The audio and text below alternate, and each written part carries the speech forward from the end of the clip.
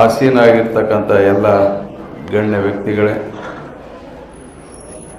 ಇಲ್ಲಿ ಸೇರಿರ್ತಕ್ಕಂಥ ಎಲ್ಲ ವಿದ್ಯಾರ್ಥಿನಿಯರೇ, ಎಲ್ಲ ಶೋಲೆ ಕುಟುಂಬದ ಎಲ್ಲ ಹಿತೈಷಿಗಳೇ, ಇವತ್ತು ಮುಖ್ಯ ಹಿರಿಯರಾಗಿರ್ತಕ್ಕಂಥ ಮತ್ತು ಉರ್ದು ಅಕಾಡೆಮಿಯ ರಾಜ್ಯದ ಸದಸ್ಯರು ಕೂಡ ಆಗಿರ್ತಕ್ಕಂಥರು ದಿವಂಗತ ಅವರಕ್ಕಂಥ ಪ್ರಾಮಾಣಿಕ ಪ್ರಯತ್ನ ಇವರು ಮಾಡ್ತಾ ಇದ್ದಾರೆ. ಯಾಕಂದರೆ ಈಗಿನ ಕಾಲದಲ್ಲಿ ಯಾವ ರೀತಿ ಕುಡಿಯೋಕ್ಕೆ ನೀರು ಮತ್ತು ಗಾಳಿ ಎಷ್ಟು ಮುಖ್ಯನೋ, ಈ ಒಂದು ಜಗತ್ತಿನಲ್ಲಿ ವಿದ್ಯೆ ಕೂಡ ಅಷ್ಟೇ ಮುಖ್ಯವಾಗಿದೆ. ಇವತ್ತು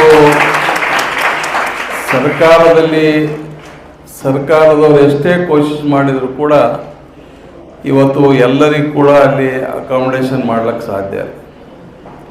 ಹಾಗಾಗಿ ಇವತ್ತು ಕರ್ನಾಟಕದಲ್ಲಿ, ಭಾರತ ದೇಶದಲ್ಲಿ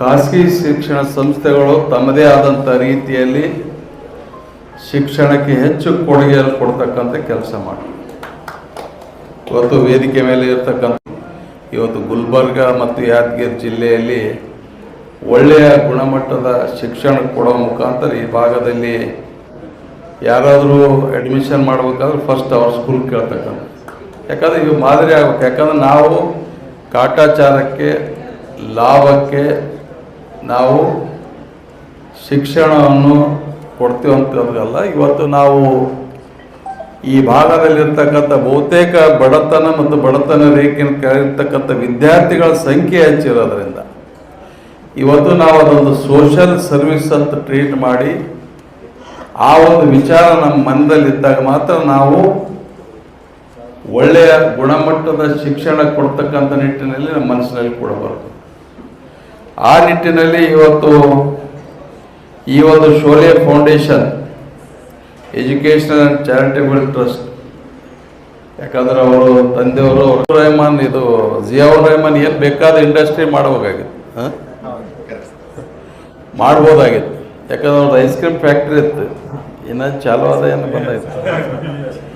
ಆದರೆ ಇವತ್ತು ಅವರು ಯುವಕರು ಅವ್ರ ಮನಸ್ಸಿನಲ್ಲಿ ಇವತ್ತು ಈ ಭಾಗದಲ್ಲಿ ಶಿಕ್ಷಣಕ್ಕೆ ನಾವು ಏನಾದರೂ ಮಾಡಿದರೂ ಕೂಡ ಸಮಾಜದಲ್ಲಿ ಒಂದು ಒಳ್ಳೆಯ ಹೆಸರು ಮಾಡ್ಲಿಕ್ಕೆ ಸಾಧ್ಯ ಅಂತೇಳಿ ಇವತ್ತು ಆ ಶಿಕ್ಷಣ ಸಂಸ್ಥೆಗೆ ಇವತ್ತು ಇಲ್ಲಿ ಪ್ರಾರಂಭ ಮಾಡ್ತಕ್ಕಂಥ ಜೊತೆ, ಯಾಕಂದ್ರೆ ಅವರು ಮುದ್ದೆಯವರು ಹಿಡ್ಕೊಂಡು ನಮ್ಮ ತಂದೆಯವರು ಹಿಡ್ಕೊಂಡು ಎಲ್ಲ ಕೂಡ ಬಹಳ ಆತ್ಮೀಯರು. ಹಾಗಾಗಿ ಇವತ್ತು ಅವರ ತಾತನವರ ಹೆಸರು आज शोला फाउंडेशन की जानिब से और Yadgir deputy director public instruction के मुश्तरका की जानिब से एसएलसी जो ड्रॉप आउट हो रहे हैं बच्चे और टॉप स्कोर किस तरह किया जाए, उसको लेकर एक यहाँ पर वैष्णवी होटल में एक ज़बरदस्त और शानदार वर्कशॉप रखा गया था।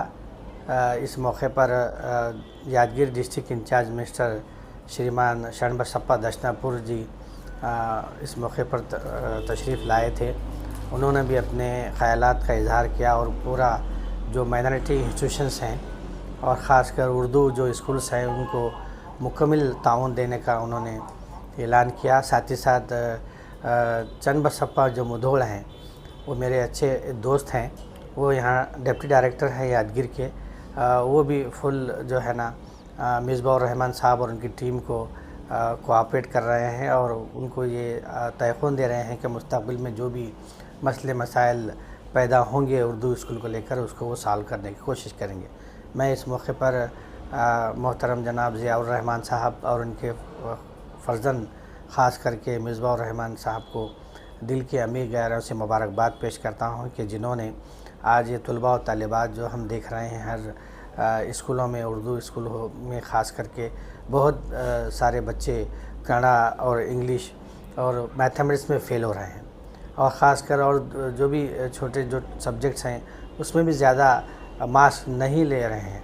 तो इस ताल्लुक़ से यहाँ पर मिसबाउर रहमान साहब ने जो वर्कशॉप रखा और एक अच्छे जो ओरेटर्स को, मोटिवेशनल स्पीकर्स को यहाँ पर बुलाया और बच्चों को जो है ना किस तरीके से एग्ज़ाम देना है और कहाँ कहाँ कौन से मार्क्स में आपको स्कोर करना है, उसको एक अच्छा यहाँ पर ट्रेनिंग दिया गया। मैं उनको बहुत बहुत मुबारकबाद पेश करता हूँ। यकीनन इस वर्कशॉप से यहाँ के जो तलबा और तालिबात हैं शाहपुर के, उनको इसका फ़ायदा होगा। मैं इस मौके पर यहाँ पर मुस्तफ़ा दरबान साहब हैं, सीनियर कांग्रेस लीडर हैं, उनकी सरपरस्ती में, और हमारे आरिफ साहब यहाँ के काउंसलर हैं, उन सबको मुबारकबाद देता हूँ कि यहाँ पर एक अच्छा माहौल शाहपुर में अमन व अमान का कायम है।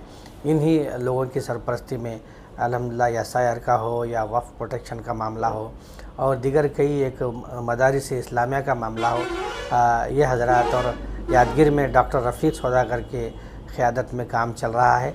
मैं इन तमाम हज़रात से गुजारिश करता हूँ कि नौजवानों को भी आगे लाए, ख़ासकर मिसबाह रहमान साहब को आगे करके जो भी मिली मसाइल हैं उसको हल करने की कोशिश करें, और मुकम्मल जब कभी भी शाहपुर के लोग और ख़ासकर मिसबाह रहमान साहब हमें याद करेंगे, मैं ज़रूर हर वक्त हर दम उनके साथ रहूँ।